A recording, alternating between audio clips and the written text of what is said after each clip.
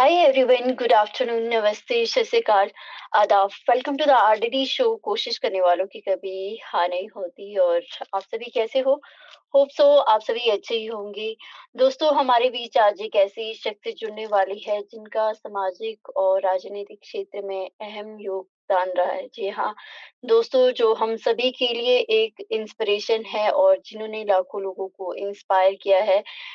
तो मैं बात कर रही हूँ एडवोकेट हरिओम जिंदल जी की, जिनकी हाल ही में एक बुक आई है, रिस्टोरिंग द बैलेंस, जिसका बहुत ही अच्छा रिस्पॉन्स मिल रहा है। Yes yes, good afternoon.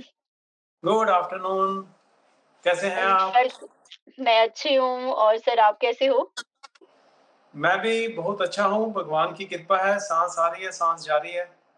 जी, जी, जी। सबसे पहले तो सर आपकी बुक के लिए आपको बहुत-बहुत शुभकामनाएँ, क्योंकि जो आपकी बुक आई है, वो बहुत ही कमाल कर रही है सर। तो उस बुक के बारे में भी हम जानेंगे सर। रिस्टोरिंग द बैलेंस, इसका ये जो रिस्टोरिंग द बैलेंस है, हिंदी में इसका शीर्षक है संतुलित समाज की बहाली और इंग्लिश में है रिस्टोरिंग द बैलेंस। ये जैसे बुक में दर्शाती है, दो बच्चे नजर आ रहे होंगे आपको। एक बच्चा है जिसके हाथ में कबाड़ का बैग है, रैक पिकर है। दूसरा बच्चा है जिसके हाथ में स्कूल का बैग है। अगर आपने बड़े पे देखना हो तो यहाँ पे आपको नजर आएगा। जी, जी। तो अब ये क्या है कि गरीब के घर पैदा होने से पहले तो बच्चे के साथ वहां पे अन्याय हुआ कि वो गरीब के घर पैदा हो गया। फिर जब वो बड़ा हो रहा था तो उसके साथ दूसरा ऐसी बिल्ड नहीं हो रही है, तो बड़ा होते हुए जो जन्म से जी, असमानताएं हैं वो बढ़ती बढ़ती आगे बढ़ती जाएंगी। जब वो बड़ा हो जाएगा बच्चा, तो जो स्कूल का बैग पकड़ने वाला बच्चा है वो कोई डॉक्टर बन सकता है, कोई वकील बन सकता है, कोई इंजीनियर बन सकता है। जी। लेकिन जो थैला उठाने वाला बच्चा है, उसको किसके पास काम करना पड़ेगा? किसी डॉक्टर का पीएन बन के, चौकीदार बन के। तो जो जन्म से उसके साथ अन्याय हुआ, वो न्याय पूरी उम्र उसके साथ चलेगा। तो ऐसे में कब हम जी, इस असंतुलन को खत्म करेंगे, इस असंतुलन को बदल के संतुलन में लेकर। तो ये जो पुस्तक है, ये इसी बात की बात करती है कि क्या जन्म तय करेगा हमारी आर्थिक तरक्की, समाज में समानता का अधिकार, या हमारे देश की कोई जिम्मेदारी बच्चों के प्रति होगी। बच्चा जी, गरीब के घर पैदा हो, अमीर के घर पैदा हो, बच्चों में असमानता क्यों होनी चाहिए? तो ये बहुत ही गंभीर विषय है। जी, तो बहुत से बच्चे स्कूल में जाते हैं, देखते हैं कि किसी बच्चे का माँ बाप बहुत बड़ी गाड़ी में बच्चे को लेके आ रहे हैं। कोई माँ बाप अपना स्कूल में बच्चे को साइकिल पर भी नहीं छोड़ने जा पा रहे। फिर कोई बच्चा है जी, जिसका फादर मंत्री है, कोई बच्चा है जिसका फादर कोई बहुत बड़ा ऑफिसर है। तो उनको ट्रीटमेंट भी स्कूल में इसी तरीके का मिलता है। जो मंत्री का बेटा है, उसको जी, बहुत बड़ा वीआईपी ट्रीटमेंट मिलता है। ऑफिसर का बेटा है, उसको ट्रीटमेंट वीआईपी मिलता है। जो गरीब घर का बच्चा है, वो बेचारा निग्लेक्टेड फील करता है। वो इन्फीरियोरिटी और सुपीरियोरिटी का कॉम्प्लेक्स वहाँ पे डेवलप होता है। बहुत सारी साइकोलॉजिकल प्रॉब्लम्स डेवलप होती हैं। जो अमीर का बच्चा है, उसके इर्द-गिर्द सारी सत्ता घूमती है। उसका बिल्कुल। जो ग्रुप भी बनता है स्कूल में या कॉलेज में, वो भी ऐसे लोगों का बनता है जो पावरफुली कनेक्टेड होते हैं। तो उसमें गरीब के बच्चे अपने आप को नीचा महसूस करते हैं। जी, तो वो कहीं न कहीं मानसिकता पे एक प्रभाव करता है, एक मानसिकता के ऊपर अटैक करता है। बच्चे की मानसिकता को कमज़ोर करता है। वो सोचता ही रह जाता है कि काश मैं अमीर घर में क्यों नहीं पैदा हुआ, या मैं फलाने के घर क्यों नहीं पैदा हुआ। तो ऐसे जो सवाल आते हैं बच्चे के मन में, वो इसलिए आते हैं कि जहाँ पे उसके मन में कहीं न कहीं चल रहा है कि यार मैं असमानता झेल रहा हूँ। तो इस विषय के बाद जब मैंने देखा कि जब जीवन में हम प्रैक्टिकल लाइफ में भी काम करते हैं, तो हमारी जो आर्थिक तरक्की है जी, या सामाजिक तरक्की है, वो हमारे जन्म के स्टेटस पे निर्भर करती है। एक मंत्री के बेटे को बड़े-बड़े कनेक्शंस शुरू से ही मिल जाने, एक बड़े-बड़े व्यापारी को बड़े-बड़े कनेक्शन मिल जाने, साधन मिल जाने, वो जी, बच्चा आगे चल के कामयाब हो जाएगा। अब जो गरीब का बच्चा है, पहले तो उसकी कैपेसिटी बिल्ड नहीं हो रही, फिर उसको साधन भी नहीं मिल रहे हैं, तो वो क्या करेगा? और फिर ईमानदारी के रास्ते से आगे बढ़ने के रास्ते, जहाँ पे हमारे देश की व्यवस्था इतनी भ्रष्ट है, हर जगह रिश्वत चलती है। जिस बच्चे के पास पैसे नहीं होंगे, वो रिश्वत भी नहीं खिला पाएगा, तो वो रिश्वत के माध्यम से भी आगे नहीं बढ़ पाएगा। तो कहीं न कहीं वो हर जगह पे अत्याचार महसूस करेगा कि उसको लगेगा कि उसके साथ अत्याचार हो रहा है। सिस्टम तो लीगल पॉइंट ऑफ व्यू से एग्जामिन किया, तो लीगल जी, पॉइंट ऑफ व्यू से एग्जामिन प्रैक्टिकल स्टडी थी।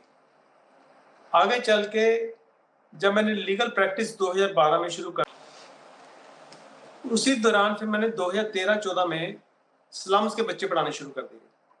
जी, जी, तो जब मैं स्लम्स के अंदर जाना शुरू किया, गरीब बच्चे पढ़ाने शुरू किए, तो उन गरीब बच्चों का रहना-सहना, उनकी सोच, उनके माँ-बाप की सोच, उसको जानने का भी मौका मिला। और वो जो तबका है, वो देश का बहुत ही बड़ा हिस्सा है, उसकी गिनती बहुत ज़्यादा है, परसेंटेज बहुत ज़्यादा है। जी, उतनी बड़ी परसेंटेज को जानते हुए ये समझने की ज़रूरत पड़ी कि जो विचार है, उसका लॉ भी आधार बन गया, उसको लीगल एंगल से एग्ज़ामिन भी कर लिया, लेकिन जो सोशल सिस्टम है हमारा, वो क्या है? तो अब सोशल और लीगल दोनों को समझने का मौका मिला और दोनों का कनेक्शन जानने का मौका मिला, क्योंकि our country is a democratic country, लोकतांत्रिक राइट, कंट्री है। सामाजिक फैक्टर, लीगल फैक्टर, ये सारे इंटरप्ले चलते हैं, इनका रोल एक दूसरे के साथ जुड़ा हुआ है। तो वहां से ये जो बुक थी, सोशल एंगल से भी एग्जामिन हुई, फिर ये पॉलिटिकल एंगल से, क्योंकि मैंने इलेक्शन भी लड़ा बाहर का, तो वहां से भी देखा कि लोगों की सोच क्या है, वोट कैसे डालते हैं। उस एंगल से भी मैंने अपने विचार को एग्जामिन किया। तो अलग-अलग एंगल से व्यापार मैं करता था, बिज़नेसमैनों से मेरे लिंक थे, रिलेशन थे, उनके सोच विचारों से भी, एंगल से भी इस बुक को एग्ज़ामिन किया। तो कई सारे अलग-अलग एंगल से बुक को एग्ज़ामिन करता गया। फाइनली ये जो बुक है 2025 में तैयार हुई। तो 17 साल पूरे लग गए इस बुक को। ओह! और जो प्रैक्टिकल लाइफ़ की ऑब्जर्वेशंस हैं, जी, ये ऑब्जर्वेशंस नहीं लिखी हुई हैं इसमें। मेरी बातों से ये मत इंप्रेशन लेना कि मैंने ऑब्जर्वेशन लिखी है, नहीं। मैंने विचार को ऑब्जर्वेशन के लेंस के माध्यम से एग्ज़ामिन किया। तो बहुत ही वाह! प्रैक्टिकल ढंग से इस बुक को प्रेजेंट किया गया है, जो बताती है कि गरीबी कहाँ से शुरू हुई, अमीरी गरीबी का फासला कहाँ से शुरू हुआ, कैसे हुआ, जी, इतिहास बताती है। उस इतिहास से चलते चलते ये पुस्तक जो है, ये पहुंच जाती है वर्तमान पे। फिर वर्तमान में ये बात करती है कि इतिहास में तो चलो बहुत लंबी इतिहास है, हजारों लाखों सालों का इतिहास है। कब धरती बनी, कब मानव धरती पे आया, तो जब मानव जी, धरती पे आया तो साधनों के वितरण कैसे हुआ, उसमें असमानता कैसे हुई, जब पूरा का पूरा धरती प्राकृतिक फॉर्म में थी, तब तो कोई मालिक ही नहीं था धरती का।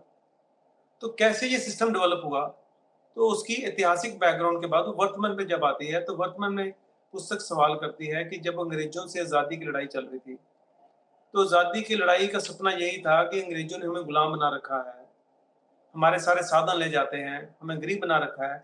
जब हम आज़ाद हो जाएँगे, तो हम गरीबी से बाहर आ जाएँगे, भ्रष्टाचार से बाहर आ जाएँगे, असमानता से बाहर आ जाएँगे। तो फिर ये सपना पूरा क्यों नहीं हुआ? अब तो देश आज़ाद है, और आज़ाद हुए भी अब तो जी, 75 साल से ज़्यादा टाइम हो चुका है। फिर क्यों ये सपना पूरा नहीं हुआ? तो इस विषय के ऊपर ये बुक साधु और एक गरीब बच्चे के बीच संवाद है, क्योंकि जो बच्चा है, वो उत्सुक तक है जानने के लिए कि मैं गरीब कैसे रह गया? जी, ऐसा क्या हुआ मेरे जीवन में कि मैं मेरे बराबर की उम्र का बच्चा बढ़िया स्कूल जा रहा है, बढ़िया खाता-पीता है, बढ़िया घूमता है, और मैं कबाड़ का बैग लेके घूम रहा हूँ। तो यहाँ से स्टोरी को हमने ट्विस्ट दिया कि भई एक बच्चे की असमानता दिखाई गई, और वो बच्चा जी, जानना चाहता है कि भई मेरे साथ ऐसा क्या हुआ? तो ये उसकी क्यूरोसिटी है, जिज्ञासा है, जिसका उत्तर पुस्तक देती है। और सिर्फ यही नहीं बताती कि समानता कैसे हुई, कैसे चलती रही, उसका समाधान भी बताती है। और ये पुस्तक का मानना है कि जब बचपन में ही, जैसे हमने शुरू में डिस्कस किया, फिर बचपन जी, में एक बच्चे को थैला मिल गया कबाड़ का, एक को मिल गया स्कूल का, तो जो बचपन से असमानता शुरू हो गई, पहले तो जन्म से हुई, फिर तरक्की के जी, रास्ते पे हुई, तो बड़े चल के वो असमानता कभी खत्म नहीं होगी, जितनी मर्जी हम ऊपर चल के सोचें कि हम असमानता खत्म कर लेंगे, आज तक तो हुई नहीं है। तो फिर जी, समाधान क्या है? ये जो पुस्तक बताती है कि कैसे हमने बच्चों में बराबरी लेके आनी है। उसके लिए व्यवस्था में क्या-क्या परिवर्तन करना पड़ेगा? क्या वो व्यवस्था में परिवर्तन करने की प्रोविज़न्स हमारे पास हैं? तो ये पुस्तक बताती है क्या-क्या प्रोविज़न्स हमारे सिस्टम में एग्ज़िस्ट करती हैं। अगर भ्रष्टाचार है, तो क्यों है? अपराध है, तो क्यों है?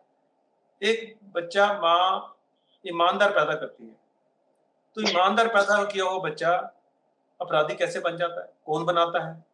माँ-बाप तो बनाते नहीं, माँ का दिलचस्पी थोड़ा बच्चे को अपराधी बनाने में। हर माँ चाहेगी जी। कि बच्चा बड़ा होके ईमानदार, होनहार नागरिक बने। तो कौन है बच्चे को गलत रास्ते में लेके जाने वाला? वो व्यवस्था क्या है? तो ऐसी ये चर्चाएँ करते-करते जब ये भारत की आज़ादी के बाद की कहानी शुरू होती है, उसमें 139 प्रश्न उत्तर का संवाद है। जी, जहाँ पे बच्चा एक सवाल से शुरू करता है कि जब देश आज़ाद हो गया था, तो आज़ाद भारत अपनी नीतियाँ खुद बना सकता था। फिर मेरी गरीबी और असमानता क्यों नहीं खत्म हुई? ये वहाँ से सवाल से शुरू होती है। तो चलते-चलते पूरी व्यवस्था के ऊपर डिस्कशन होती है। और जो-जो व्यवस्था की तरक्की के लिए, डेवलपमेंट के लिए इकोनॉमिक डिसीजंस लिए गए, लिबरलाइज़ेशन हुई, प्राइवेटाइज़ेशन हुई, ग्लोबलाइज़ेशन हुई, उससे कहता है गरीबों को क्या फ़ायदा हुआ? गरीब तो वहीं पे रह रहे हैं, अमीर बहुत अमीर बनते जा रहे हैं। तो ये क्या गड़बड़ है व्यवस्था में? तो ये सारी डिस्कस करती है और फिर एंड में जाके बताते हैं कि संतुलित समाज की बहाली कि इतने बड़े असंतुलन को संतुलन में कैसे हमने तब्दील करना है।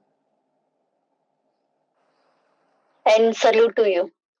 काश आप जैसी सोच सबकी होती। देखो, भगवान सोच देता है, सोच किसी इंसान की नहीं होती। सोच को जी, मैं मानता हूँ कि एक तोहफ़ा है भगवान का, ईश्वर का। हमें उसकी सोच पे काम करना है। अगर हम उसकी सोच पे काम करेंगे, तो समझ लो कि हमने उसका उसका जो प्रसाद है, उसको स्वीकार कर लिया और अगर हम उसको नेग्लेक्ट करेंगे, इग्नोर करेंगे, तो मेरा मानना है कि उसका दिए हुए विचार को हमने सम्मान नहीं दिया। तो मैं खुद कुछ भी नहीं हूँ, ये उस ईश्वर प्रभु का आशीर्वाद है, जिसने ये मन में विचार प्रोड्यूस किया और उस विचार पे मैंने काम किया, किताब लिखी, गरीब बच्चे पढ़ाए और मेरे को पूरी उम्मीद है कि इस बुक में, इस किताब में जो प्रश्न उत्तर हैं, जैसे आपके मन में व्यवस्था को लेके, सिस्टम को लेके, जैसे असमानता को लेके, कोई भी किसी तरह का सवाल होगा, 99% मेरी एश्योरेंस है कि इस पुस्तक में आपको उसका उत्तर मिल जाएगा। बहुत ही कोई रेयर कोई क्वेश्चन होगा जिसका इस पुस्तक में उत्तर आपको ना मिले। ये पूरी जी, जी, कंप्लीट पुस्तक है, जो समाधान बताती है, उसका बड़ा लॉजिक तर्क बताती है, उसको कानून के साथ जोड़ती है, हमारे कल्चर के साथ जोड़ती है। ये जी, सिंपल विचार व्यक्त नहीं किया हुआ, विचार को कई दृष्टियों से एग्ज़ामिन किया गया है कि क्या वो विचार एप्लीकेबल हो सकता है, इम्प्लीमेंटेबल हो सकता है और इम्प्लीमेंट होगा तो कैसे होगा? जी। उसमें क्या-क्या रुकावटें आएँगी? वो रुकावटों को कैसे दूर किया जाएगा? एक-एक चीज़ ये बताती है किताब और फ्यूचर में भ्रष्टाचार ना हो उसके बारे में भी बताती है। जी। और सर ये जो बुक है ये कहाँ पे अवेलेबल है? ये पुस्तक अमेज़न पे अवेलेबल है जी, और सिर्फ़ अभी अमेज़न पे ही अवेलेबल है या फिर हमारे ऑफ़िस में 7717415831 नंबर पे व्हाट्सएप करके भी मैसेज भेजा जा सकता है। तो जी, जो उस ऑफ़िस से भी पुस्तक को दिया जा सकता है। और आपको बड़ी एक दिलचस्प बात बताता हूँ, जब इस जी, पुस्तक का विमोचन करना था, ट्रेडिशनली काफ़ी लोग एक फ़ंक्शन फॉर्मल ऑर्गेनाइज़ करते हैं और अपने जान-पहचान वाले लोगों को बुलाते हैं और पुस्तक का विमोचन हो जाता है। तो क्योंकि इस पुस्तक को लिखने में 17 साल का टाइम लगा था, बहुत मेहनत लगी, बहुत रिसर्च लगी और रियल लाइफ़ की ऑब्ज़र्वेशन के ऊपर बेस्ड है। तो मेरे को ये जानना था कि जो लोगों को मैं जानता हूँ अच्छा फिर मैंने इतने सालों के एक्सपीरियंस से ये भी जान लिया था कि लोगों की दिलचस्पी हमारे देश को सुधारने के प्रति बहुत ही कम है। बातें तो करेंगे, पर रियल काम नहीं करेंगे। किसी को कोई ज़िम्मेदारी दे के देखो, वो भाग जाएगा, कहेगा मैं तो व्यस्त हूँ। तो लोग बातें करेंगे, गालियाँ निकालेंगे, किसी को कोसेंगे, पर करने को कुछ नहीं तैयार। तो मेरे को लगा कि जिन लोगों को मैं जानता हूँ और उनकी ऐसे विषयों में दिलचस्पी होती, तो मेरे साथ तो हाथ मिला के काम कर रहे होते, मैं तो इतने सालों से गरीब बच्चे पढ़ा रहा हूँ। तो वो लोगों को बुलाऊँगा तो उससे क्या फ़ायदा होगा मेरे को? तो मैंने सोचा कि बुक को ऐसे नहीं लॉन्च करना, मेरा तो पैसा खराब हो जाएगा। तो मैंने उसी पैसे के बदले new Delhi world book fair में एक स्टॉल बुक कर लिया 9 दिन के लिए। तो स्टॉल पे बुक डिस्प्ले कर दी। तो मेरे को लगा कि जो आने-जाने वाले आम पब्लिक होएगी, वो आएगी, बुक के बारे में बात करेगी, देखेगी, समझ आएगी तो ले जाएगी। तो मेरे को बड़ी खुशी होती है बताते हुए कि उस पुस्तक को बहुत बड़ा रिस्पॉन्स मिला वहाँ पे। और हर वर्ग के लोग, चाहे कोई हाई कोर्ट के जज आए, चाहे सुप्रीम कोर्ट का एडवोकेट आए, कोई आर्किटेक्ट आया, कोई इंजीनियर आया, कोई डॉक्टर आया, तो अलग-अलग बैकग्राउंड के लोग आए, उन्होंने इस पुस्तक को खरीदा। और अब जिन्होंने पढ़ लिया है, उनके विचार अगर आप सुनोगे, तो आप हैरान हो जाओगे कि वो कहते हैं कि जो लोग कहते हैं कि इस देश की समस्याओं का समाधान नहीं है, तो इस पुस्तक को पढ़ने के बाद उनके विचार बदल जाएँगे। तो मैं कह रहा था कि जिन लोगों ने पुस्तक पढ़ ली है, जी, उन लोगों का संदेशा यही है कि जो लोग इस देश में कहते हैं कि इस देश की व्यवस्था का अब सुधार नहीं हो सकता, ये पुस्तक पढ़ने के बाद वो कहते हैं कि लोगों के विचार बदल जाएँगे। वो मानना शुरू कर देंगे कि देश की व्यवस्था को बदला जा सकता है, भ्रष्टाचार को खत्म किया जा सकता है, ईमानदारी को बहाल किया जा सकता है, क्योंकि जैसे इस पुस्तक का विषय है संतुलित समाज की बहाली, ऐसे ईमानदारी व्यवस्था का बहाल भी हो जाएगा और हर बच्चे को, हर नागरिक को बराबर के अवसर मिलेंगे आगे बढ़ने के लिए। सिर्फ अवसर ही नहीं, अवसर के लिए इनेबलिंग एनवायरनमेंट, जिसके अंदर साधन भी चाहिए, शिक्षा भी चाहिए, सपोर्ट भी चाहिए, वो सब कुछ पूरा मिलेगा, बराबर का मिलेगा, ताकि किसी भी बच्चे का या किसी भी नागरिक का किसी भी वजह से उसका टैलेंट का विकास नहीं रुक पाएगा। और भारत का जब हर बच्चा, हर नागरिक को आगे बढ़ने का मौका मिल गया, तो सोचो ये देश कहाँ पहुंच जाएगा। आज हम कितने बड़े नागरिक, कितने बड़े हमारा मानव संसाधन को हमने निगलेक्ट किया होगा, उनका जो उनकी काबिलियत है उसका विकास ही नहीं होने दे रहे, तो किसका नुकसान है? सिर्फ उन नागरिकों का नहीं है, पूरे देश का भी नुकसान है। अब्दुल कलाम जी को झुग्गी में रहते थे, आगे बढ़ने का मौका मिला तो कितने बड़े वैज्ञानिक बने। ऐसे हमने कितने झुग्गी में रहने वाले वैज्ञानिक खत्म कर दिए। तो वो सारे ही लोगों को तरक्की का रास्ता मिलता, तो आज हमारा देश बाकी देशों के सामने सिर्फ नंबर 1 की बात नहीं होती। कहते हैं कि भारत और बाकियों में ज़मीन और आसमान का फ़र्क की बात नहीं होती। तो ये संभव है।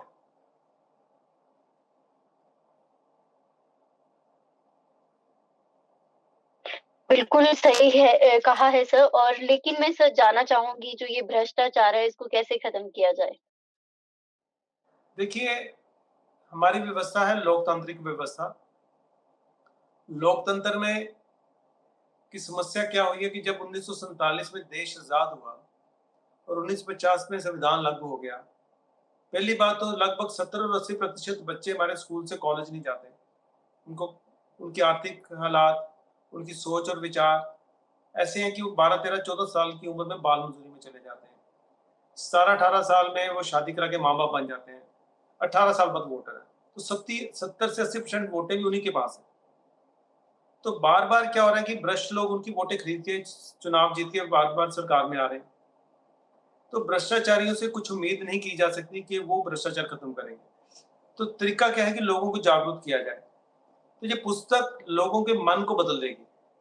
जितने लोग पढ़ेंगे वो समझ आएंगे कि हमारी व्यवस्था क्या है, कमी क्या है, उसको दूर कैसे करना है। वो लोग मिलके फिर एक प्रयास करेंगे, क्योंकि ये वन मैन शो नहीं हो सकता। एक बंदा तो एक मॉडल क्रिएट कर सकता है, एक विचार को प्रेजेंट कर सकता है और विचार को एक्सप्लेन कर सकता है। तो ये पुस्तक ने वो अटेम्प्ट तो कर लिया। विचार विकसित करने में, विचार को एक्सप्लेन करने में 17 साल का लंबा समय के बाद इस पुस्तक को पूरा किया। इसके तो सीक्वल भी है इस पुस्तक के, जिनको आगे पढ़ना होगा वो अगली किताबें भी पढ़ सकते हैं। लेकिन जो विचार इस पुस्तक में व्यक्त किया है, उसी से उनके मन पे बहुत बड़ा प्रभाव होगा। वो प्रभाव ऐसा होगा जिससे उनको पता चल जाएगा कि व्यवस्था कैसे चलती है और व्यवस्था में कमियाँ क्या हैं और उसको कैसे दूर करना है। तो जो बहुत ही ईमानदार, सिंसियर लोग होंगे, वो मिल-जुल के प्रयास करेंगे। हम वो सब लोग जब मिल-जुल के प्रयास करेंगे, तो एक स्ट्रॉन्ग मैसेज समाज को जाएगा, जिससे अनपढ़ लोग भी उनकी बातें सुनेंगे और धीरे-धीरे मिल-जुल के व्यवस्था सुधारेंगे, जिससे भ्रष्टाचार खत्म हो जाएगा। और सर जो ये पुअर्टी की जो समस्या ही मैं बोल सकती हूँ सर, इसको कैसे दूर किया जाए? किसकी समस्या को? ये जो पुअर्टी सर। पॉवर्टी। देखो, poverty is a man made problem. It is not a god made problem, it जी, is not nature made problem. तो मैन मेड प्रॉब्लम का मैन मेड सॉल्यूशन है। इस पुस्तक का जो 111 नंबर 110 नंबर प्रश्न उत्तर है, वो उसी की बात करता है कि इन समस्याओं का हल क्या है। अब ये देखो, आपको मैं दिखाता जी, हूँ।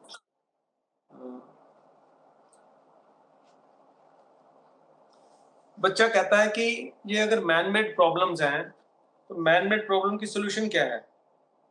तो इसका प्रश्न नंबर 109 है, कहता है if there would be no man made problem without जी, a remedy, then what was the remedy to end poverty? अपने आपका पॉवर्टी से सवाल था। And poverty and suffering of children born in the poor and other classes. तो ये इस question करती है।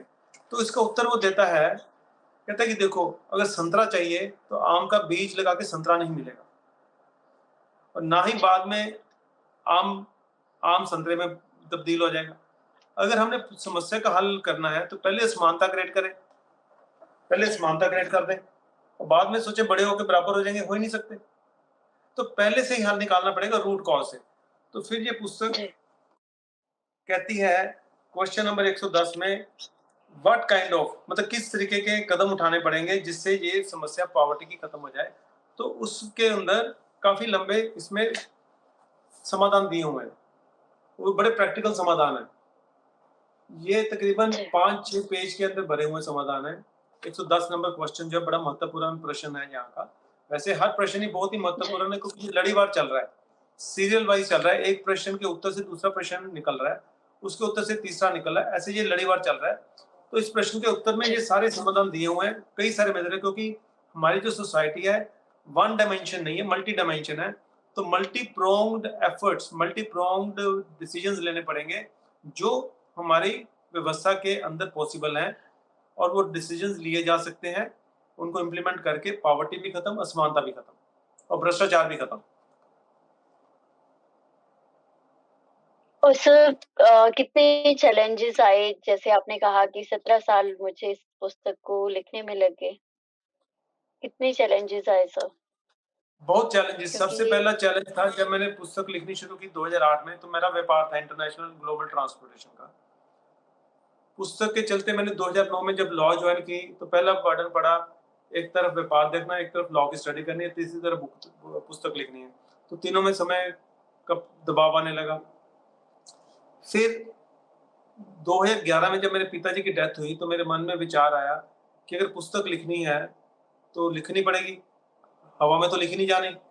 तो बिजनेस जो है, अगर वो रुकावट पैदा कर रहा है, पुस्तक लिखने नहीं दे रहा, तुम्हारा विचार व्यक्त नहीं होने दे रहा, तो बिजनेस बंद कर दो, नहीं तो विचार मर जाएगा। तो विचार को जिंदा रखना है तो कोई किताब का माध्यम है। तो मैंने ये सोच तो व्यापार बंद किया, तो ये मेरा अगला चैलेंज हुआ। बिजनेस बंद कर दी, मेरी इनकम बंद होगी। 2012 में जब मैंने लॉ खत्म कर ली, तो पुस्तक तब भी नहीं खत्म हुई। अब मेरे को ये था कि जब तक पुस्तक लिखी नहीं जाती तब तक मैं व्यापार नहीं करूंगा। अगर व्यापार कर लिया तो मेरे लिए समस्या क्या होगी? फिर मैं वक्त नहीं मिलेगा पुस्तक लिखने का, फिर विचार छूट जाएगा। तो मैंने नया ढंग अपना के सोचा कि चलो अदालत में जाके कोर्ट की प्रैक्टिस शुरू करके रियल में लॉ कैसे काम करता है वो भी जान लिया जाए। तो मेरी एक तो आमदन खत्म होगी, मेरे को फाइनेंशियल कंस्ट्रेंट्स आई, बच्चे मेरे यंग थे, उनको जब सेटल करने का टाइम होता है लाइफ में, मेरे को रिलैक्स करने का टाइम था मेरा, मैंने संघर्ष शुरू कर लिया अपना। तो बहुत सारे संघर्ष रहे, बहुत सारी कठिनाइयाँ रही। समाज के लोगों ने मुंह मोड़ लिया मेरे से कि ये पागल हो गया, ये बिजनेस इसने बंद कर दिया, इसको क्या हो गया, ये पता नहीं कौन सा समाज सुधारक बन गया। तो बहुत सारी बातें भी सुननी पड़ी। पर आपका जो टॉपिक है ना, कोशिश करने वालों जी, की हार कभी नहीं होती, तो मैं कोशिश जी, करता गया। तो उसका नतीजा ये है कि पुस्तक मेरी तैयार होके बाहर आ गई। तो जी, आज जी, वो विचार मरा नहीं, विचार अब जिंदा हो गया, वो जिंदा ही जी, रहेगा। बिल्कुल। मैं मर भी जाऊँगा, तो पुस्तक के माध्यम से भी ये विचार जिंदा रहेगा, और इसकी चिंगारी की रोशनी इस दुनिया का अंधेरा दूर करेगी। जी, जी, बिल्कुल। Sir hats off. और सच में हमें भी आपसे सीखना चाहिए। जिस तरह से आप काम कर रहे हो, नहीं, लोगों हमें को परमात्मा का मोटिवेट कर रहे हो। शुक्रगुज़ार होना चाहिए, परमात्मा का, हमेशा परमात्मा का शुक्रगुज़ार होना चाहिए कि वो आपके थ्रू क्या जी, काम करवा रहा है। हमने तो मर जाना, मिट्टी में मिल जाना एक दिन, जी, जी। तो हमारा किस बात के ऊपर अहंकार, कौन-सी चीज़ मेरी, कौन-सी तेरी, क्या पता? राइट। लेकिन जो उसका विचार है, वो ज़िंदा उसी ने रखना है। जी, जी। तो मैं उसका शुक्रगुज़ार हूँ बहुत ज़्यादा, उसके बनाए हुए बंदों का शुक्रगुज़ार हूँ, जो प्रेम, प्यार देते हैं इतना। जी, जी। और सर मैंने देखा है, काफ़ी वीडियोज़ भी देखी है, लोगों का प्यार मिल रहा है इस बुक के लिए। तो उसके बारे में क्या कहना है सर? ये बहुत ही अच्छी बात है कि जितनी मैंने मेहनत की, देखो जैसे-जैसे मैं रियल लाइफ़ का तजुर्बा लेता रहा, वैसे-वैसे जी, मैंने समाज में बहुत उदासीपन देखा, लोगों का इंडिफरेंस देखा। किसी का कोई दिलचस्पी नहीं है कि देश में क्या हो रहा है, बातें तो करेंगे। अब सड़क हादसों जी, में कोई इतने एक्सीडेंट हो रहे हैं, इतने लोग मर रहे हैं, इतने इंजर्ड हो रहे हैं, इतने लोग बीमार हो रहे हैं, भ्रष्टाचार बढ़ रहा है। लोग बातें करेंगे लेकिन है सबका सब उसके हिस्सेदार हैं। सब पैसे देके काम करवाना चाहते हैं। जो गरीब है वो जी, काम ही छोड़ देता है। वो कहता है छोड़ो मेरा काम होना ही नहीं, मेरे पास पैसे नहीं। लेकिन प्रयत्न कोई नहीं करना चाहता। जी, तो ऐसे व्यवस्था में जब मैंने पुस्तक लिखनी शुरू की थी, तो मेरे अंदर बहुत ही जोश था, बहुत ही हो ऐसा लग रहा था कि ये पुस्तक देश फटाफट बदल देगी। पर जी, जैसे-जैसे पुस्तक मैं लिखता गया और रियल लाइफ़ के तजुर्बे लेता गया, तो मैंने देखा कि लोगों की दिलचस्पी नहीं है, वकीलों की भी दिलचस्पी बहुत कम वकीलों की है। तो पुस्तक जब पढ़ेंगे नहीं लोग, उनको समझ क्या आएगा मैंने क्या लिखा है? तो मेरा विचार तो तब राइट। लोगों तक पहुँचेगा जब वो पढ़ेंगे। तो मेरे को जी, बड़ी खुशी की बात है कि बहुत से लोगों ने पुस्तक ली और अभी भी ले रहे हैं और डे बाय जी, डे इसकी डिमांड बढ़ रही है, चाहे वो स्लो है। मैं ये नहीं कहता कि हज़ारों कॉपियाँ हर रोज़ की जा रही हैं, पर जितनी भी जा रही हैं, इस तरीके की जी, पुस्तक को देखते हुए, क्योंकि ये चुटकुलों की पुस्तक नहीं है, ये आम कहानियों की, मनोरंजन की पुस्तक नहीं है। ये एक ऐसे सब्जेक्ट के विषय के ऊपर पुस्तक है, जिसमें आम नागरिक को पता चलेगा कि मेरा इस देश में संबंध क्या है, स्टेटस क्या है मेरा और मेरे हक किसने जी, मारे हैं, कैसे मारे हैं, तो मैंने वापस कैसे लेने हैं, तो मैं गरीब क्यों रह गया, मैं अमीर कैसे बन सकता हूँ, ये सब बताती हूँ। तो ऐसे लोग धीरे-धीरे जब पढ़ेंगे, एक दिन ये पुस्तक आम लोगों की चर्चा का हिस्सा बनने की उम्मीद है। और जैसे बनेगी तो समझ लो कि देश बदल गया। सिर्फ हमारा देश नहीं बदलेगा, पूरा विश्व में जहाँ भी लोकतंत्र है, वहाँ पर हर जगह पे ये जी। पुस्तक का प्रभाव पड़ेगा। बिल्कुल सर। और एक आपको बताता हूँ, एक जी। और सॉरी, थ्योरी ऑफ जस्टिस है। न्याय की कई सारी थ्योरी आई हैं। ये पुस्तक बहुत जी, ही नए ढंग से उस थ्योरी ऑफ जस्टिस को पेश करती है कि आज समाज में न्याय कैसे होगा, जिसमें हर किसी को पर्याप्त मात्रा में साधनों का वितरण हो जाए और सब साधन मिल जाए कि हर किसी का विकास हो जाए। जी। और सर मैं ऑडियंस को भी कहना चाहूँगी कि आप ये पुस्तक खरीद सकते हैं, अमेज़न पे अवेलेबल है, अदरवाइज़ सर ने जो नंबर दिया है वहाँ पे व्हाट्सएप कर सकते हैं। हाँ, ये नंबर एक बार बहुत ही मैं फिर अच्छी से बात है सर। जी, जी, रिपीट कर प्लीज़। देता हूँ। 7717415831 ये नंबर है। इसमें व्हाट्सएप करके अपना पता भेज के पुस्तक मँगवा सकते हैं जी, और जी। हाँ जी। बिल्कुल sir, and thank you so much sir. और सर जाते-जाते क्या मैसेज देना चाहोगे आप हमारे ऑडियंस को, स्पेशली यूथ को सर? मैं ये मैसेज देना चाहूँगा, एक चोर इस पुस्तक में भी लिखा हुआ है, एक चोर जी, चोरी कब करता है जब स्वामी सो रहा हो।